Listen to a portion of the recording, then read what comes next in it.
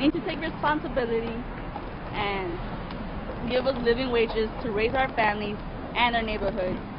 We can create these opportunities for working families with a living wage of $15, giving working families a raise and making sure airport jobs are good jobs.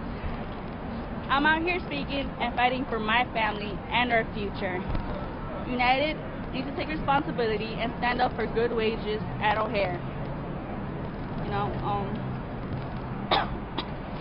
airport workers like me who work hard to provide for our families shouldn't have to live paycheck by paycheck, and that is why I voted to strike. In fact, on November 17, O'Hare airport workers, baggage handlers, cabin cleaners, janitors, and wheelchair attendants announced our intent to strike in upcoming days. Today I'm speaking on behalf of all of them. Over 500 of us voted yes to walk off the job to make our voices heard. O'Hare airport workers often can afford a proper Thanksgiving dinner and know what it's like to miss Thanksgiving with our families. However, we respect families traveling to be together, and that is why we're holding off our strike until after the Thanksgiving holiday. Our strike will start on Tuesday after Thanksgiving, November 29th. We hope the public continues to support O'Hare airport workers as we fight for 15 and union rights so we can afford to raise our families and celebrate the upcoming holiday season. Thank you.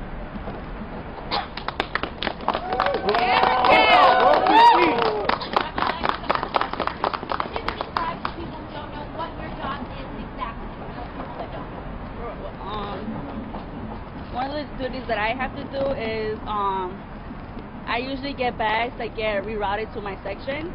So what we do is just encode the bags and send them to the correct cart that they're supposed to go to the correct flight, in other words. So for example, if I'm a passenger, I'm speaking with my dad, where can I see Raquel working?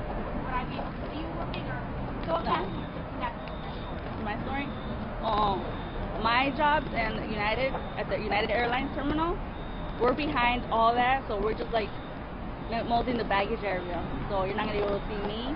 But other baggage handlers, they're in the front lifting bags to the conveyor belts. So that's what they do. So if you take a bag and put it onto a plane, is that a good example? No. When my work area, I have conveyor belts coming, so I get bags that are usually bags that are just coming towards me in a section. So I don't really have the public. I don't see anybody, all the passengers in my area. But other baggage handlers do talk to passengers, so they get to mostly interact with them. Was there any debate over striking during the Thanksgiving holiday? Really, it seems to put some pressure on the airlines to consider what you want. Was there a strong debate over should we do this and have a real impact versus waiting until next week? So I will help Raquel. My name is Isabella Miltko-Ivkovic, and I am the Communications Director with SEIU Local 1. IZABELAMILTKO-IVKOVICH, and I am the Communications Director with SEIU Local 1. As Raquel has stated in her statement, these workers care about their passengers. It was never their intent to disrupt them or their operations. It is their intent to bring light to these conditions that they're working under, to these egregious violations by their contractors. And they really want to have the public support them and stand with them in this fight for a better future, for $15 and union rights. Who's in charge of deciding what they'll get paid? Excuse me, who's in charge of deciding what they'll get paid? Is it the individual airlines, or who makes that decision? So it's definitely a group of people. I think the airlines can certainly decide and set standards at the airport. They are ultimately, who these workers work for. It's a subcontracting model here. So, for example, Raquel works for Prospect Airport Services. who is employed by the airline. So ultimately, the airlines do have all the say here. What these jobs look like, as you may remember, these jobs used to be airline jobs directly, and they used to pay $25 and more. Actually, Raquel's job here was directly contracted by an airline, and it was, I believe, $22 an hour. So Does it fall absolutely. in on the outsourced companies? Are they the ones making the decisions? I think the fault is, with everybody coming together and ensuring that these are good jobs, and it starts at the top with the airlines. It also continues with Department of Aviation here in Chicago, working together to make sure that these are good jobs for workers, but for passengers alike. How many workers are striking? We had more than 500 workers strike, and workers continue to come and show support for this. So I think we'll have a lot more workers coming together on November 29th after Thanksgiving. And again, we want to make it clear that these workers, like I said, it was never their intent to disrupt travelers. It is really their intent to bring the light to their issue and to support them, to gain that support, because really what they have to endure is really terrible. Some of them, a lot of them make poverty level wages, some of them don't even make minimum wage, and they really want to bring light to their issues. And on Tuesday, when we start the strike, do the workers have a timeline for how long they're willing to walk out? Yeah, I think we'll decide a lot. I think we'll decide a lot more of that on Tuesday. But Tuesday's when they'll walk off the job. What time Tuesday? I think they'll be out there all day. Which airlines do these workers serve? United and American Airlines. Raquel, you said you were injured on the job and are paying that the health care out of your own pocket. What was the injury that you sustained? I sustained a low back injury. Injured my low back. And how much out of pocket have you had to pay for your health care? $3,000. Can you say that again for the microphone? I've been paying about $3,000 by now. And what's your injury? It's a low back injury, my lower back. From what caused it? What happened? I was a wheelchair attendant at the time, and I was helping a passenger go from her destination gate. So How hard is that job all day long? that is it's a hard job because you are a tipped worker, so you get paid less than that 'cause you're a tipped worker, and like you always have to interact with your passenger. You have to pick them up from the jet bridge to all the way up to the jet bridge to their gate. Could be to any terminal. Could be across the airport. So it's a lot of things because you also have to deal with their any bags that they have, any carry-on sometimes. And it's a hard job for someone that is my height, because as you can see, I'm not really that tall, and sometimes you get passengers that are really tall and you can't see where you're going from, where you're walking to, or they're just a bit heavier to push.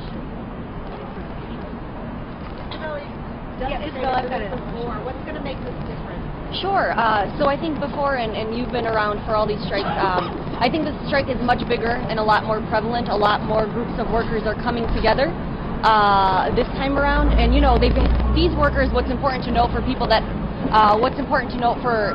have not been following this, these workers have been building their case for over a year now. They have come and again with their concerns to the city, to the airlines, to their immediate contractors, and their issues have not been resolved. Just a couple weeks ago, they have presented a ton of wage theft violations that have been taking place at the workplace. Just last week, Monday, they presented a bunch of OSHA safety violations. Again, so they've been making their case for over a year now, and really, they are ready to do whatever it takes. They've been talking, they've been trying to get their concerns heard, and it's frankly, they just haven't gotten there. So they're really ready to do whatever it takes to have a better future for themselves. Well, I have a question for you. If you're in a union, don't they have a negotiating wage to the union? I would like to clear up this question really quickly. So these are not union members. They have been organizing to become union members. They want to be in a union in order to have this safety net and someone to protect them when these things happen. Currently, they're on their own. Each one of them is out for themselves, but they have been organizing and coming together. In terms of safety violations, I'd be happy to send those your way if I get your contact information. You're a spokesperson. Absolutely. Correct.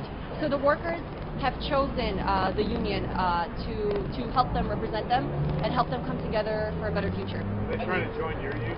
Correct. SEIU Local 1. Why didn't they choose to strike for Thanksgiving when men have more power than us? I think the workers have been saying it time and time again, and Raquel can say this again, is that it was never their intent to disrupt travel. They understand this strike is all about families and keeping their families together and providing a better future for themselves. I think they want to make it very clear that they really do not want to disrupt that travel, but they do want to gain public support.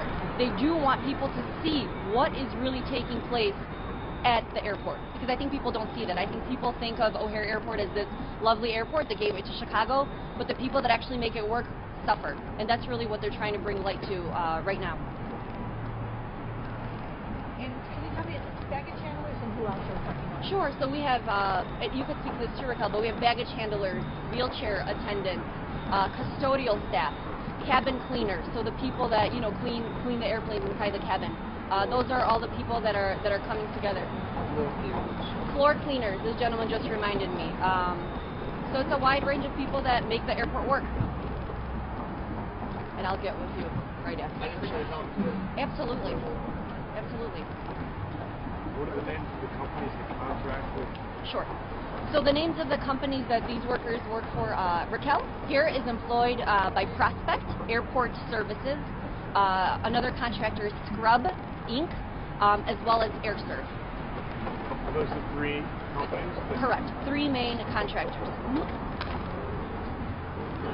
Is this likely to affect other airports in other cities? Sure. So as you know, O'Hare is a major hub.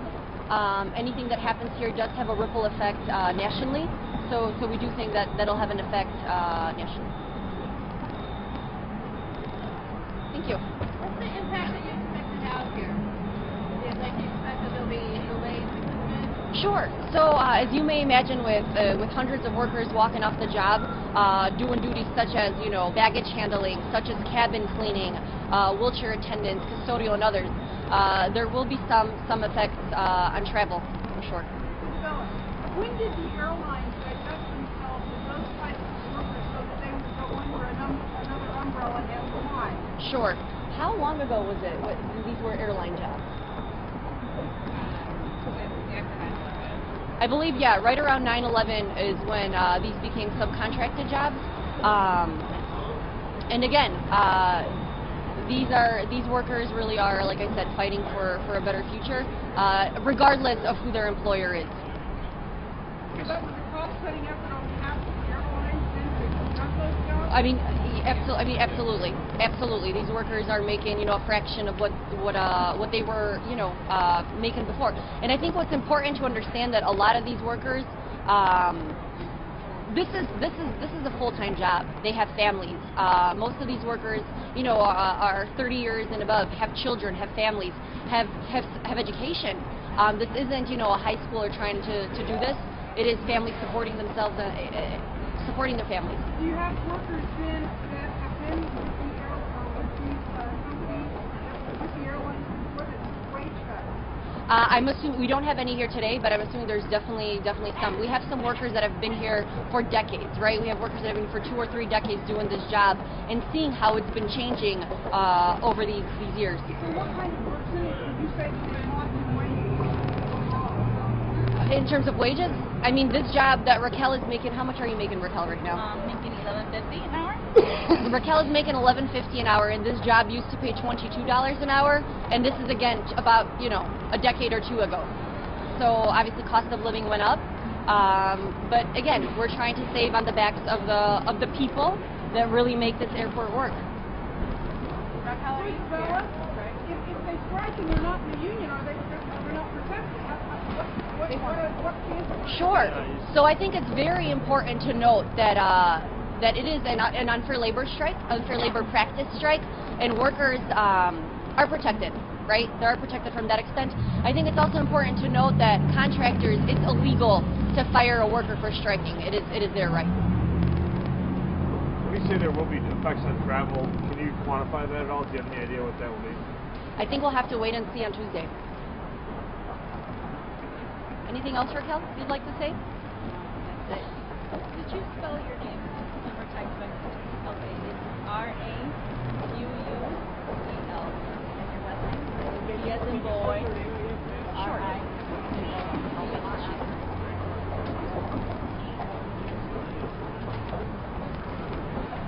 It's gonna be on the contact, but I'll spell it again. Are you good? Yep. Thank you. Thank you.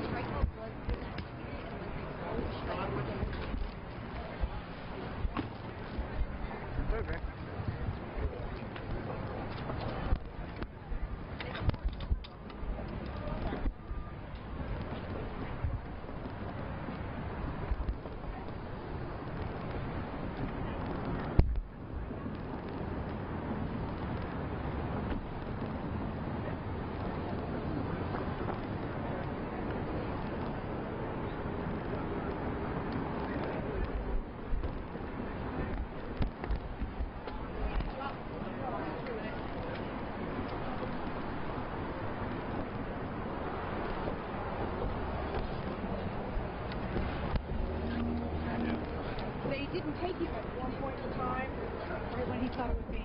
Yeah,